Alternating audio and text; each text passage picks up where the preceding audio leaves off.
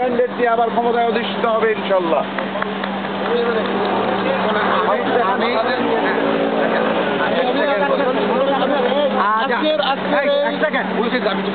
আজ আমরা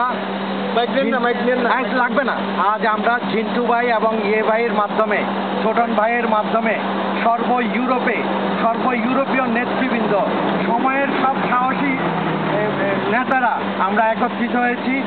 আমাদের এখনো যারা আমাদের ডাকে, যাদের ঘুম ভাঙেনি, তাদেরকে সবিনয়ের সাথে অনুরোধ করছি বেগম জিয়ার হাতকে শক্তিশালী করতে, তারেক রহমানের হাতকে শক্তিশালী করতে।